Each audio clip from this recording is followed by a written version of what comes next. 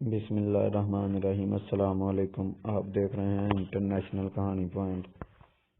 آج ہم آپ کو بتاتے ہیں مردے کیسے تصدیق کرتے ہیں کہ وہ مر چکے ہیں۔ شروع میں مردہ شخص کو یہ احساس نہیں ہوتا کہ وہ مر گیا ہے۔ وہ خود کو موت کا خواب دیکھتا ہوا محسوس کرتا ہے۔ وہ خود کو روتا، نہاتا، گرا لگاتا اور قبر پر اتارتا ہوا دیکھتا ہے۔ وہ ہمیشہ خواب دیکھنے کا تاثر رکھتا ہے۔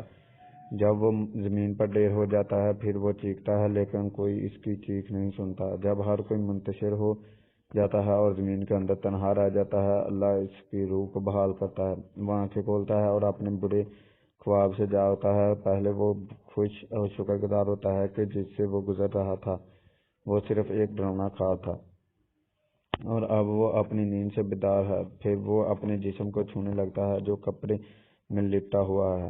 خود سے حیرت سے سوال کرتا ہے، میری قمیض کہاں ہے؟ میں کہاں ہوں؟ یہ جگہ کہاں ہے؟ ہر طرف گندگی اور کیچڑ کی بو کیوں ہے؟ میں یہاں کیا کر رہا ہوں؟ پھر اسے احساس ہونے لگتا ہے کہ وہ زیر زمین ہے اور جو کچھ وہ محسوس کر رہا ہے وہ خواب نہیں ہے۔ اسے احساس ہوتا ہے کہ وہ واقعی مر گیا ہے۔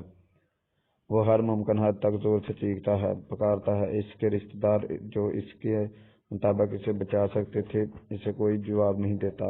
وہ پھر یاد کرتا ہے کہ اس وقت اللہ ہی واحد امید ہے۔ وہ اس کے لیے روتا ہے اور اس سے معافی مانگتے ہوئے اس سے التجا کرتا ہے، یا اللہ مجھے معاف کر دے، یا اللہ۔ وہ ایک ناقابل یقین خوف سے چیختا ہے جو اس نے اپنی زندگی کے دوران پہلے کبھی محسوس نہ کیا تھا۔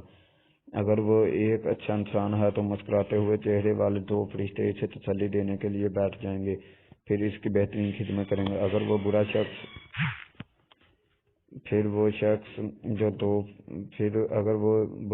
ہے تو دو فرشتے اس کے خوف کو بڑھا دیں گے اور اس کے بدصورت کاموں کے مطابق اسے اذیت دیں گے۔ اے اللہ، میرے اور میرے ماں باپ، بیوی بچوں اور میرے خاندان اور دوستوں اور جتنے بھی مسلمان ہیں سب کے گناہ معاف فرما، آمین۔